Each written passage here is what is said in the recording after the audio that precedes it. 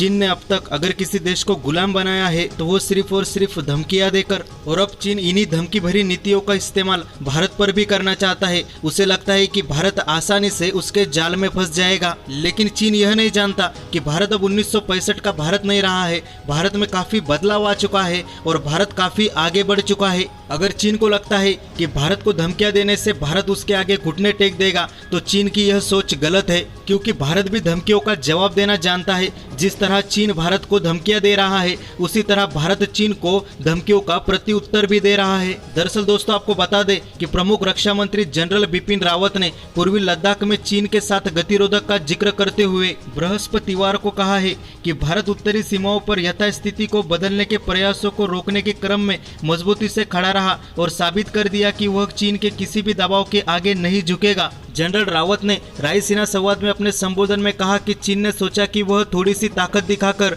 अपनी मांगे मंगवाने के लिए राष्ट्रों को विवश करने में सफल रहेगा, क्योंकि उसके पास प्रौद्योगिक लाभ की वजह से श्रेष्ठ सशस्त्र बल है। चीन के पास इतनी शक्तियां होने के बावजूद भी भारत उत्तरी सीमाओं पर मजबूती से खड़ा रहा और हमने साबित कर दिया कि हम नहीं झुकेंगे। सीडीएस ने कहा कि क्षेत्र में यथास्थिति बदलने के प्रयासों को रोकने में मजबूती से खड़ा होकर भारत अंतर्राष्ट्रीय समुदाय का समर्थन प्राप्त करने में सफल रहा। दरअसल दोस्तों, आपको बता दें कि चीन ने यह सुनिश्चित करने की कोशिश की कि वह शक्ति का इस्तेमाल किए बिना विध्वंसक प्रतियोगिताओं का इस्तेमाल कर यथास्थिति को बदल देंगे। चीन ने यह सोचा कि भारत एक राष्ट्र के रूप में उनके द्वारा बनाए जा रहे दबाव के आगे झुक जाएगा, क्योंकि उनके पास प्रौद्योगिकीय लाभ है। अंतर्राष्ट्रीय समुदाय यह कहने के लिए भारत का सहयोग करने आ गया कि हाँ, अंतर्राष्ट्रीय नियम एक आधारित व्यवस्था है जिसका हर देश को पालन करना चाहिए। यह वह चीज है जिसे हम हासिल करने में सफल रहे हैं। भारत और चीन के बीच पूर्वी लद्दाख में कई क्षेत्रों में पिछले साल मई के शुरू से सैन्य गतिरोधक बना हुआ है, जिससे द्विपक्षीय संबंध बुरी तरह से प्रभावित हुए हैं। और साथ ही साथ आपको बता दें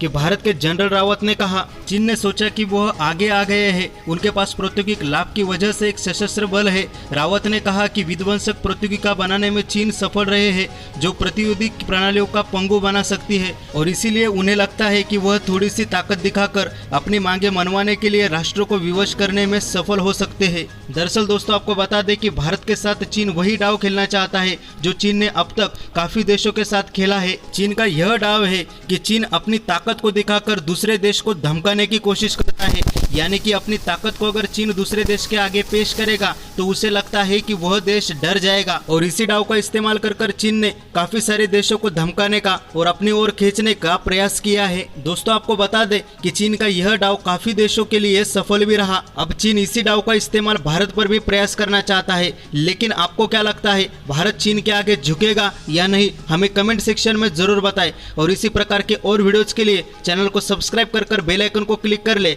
और वीडियो को लाइक करना मत भूलिएगा। तो दोस्तों, मिलते हैं अगले वीडियो में, तब तक के लिए आपका दिन शुभ हो।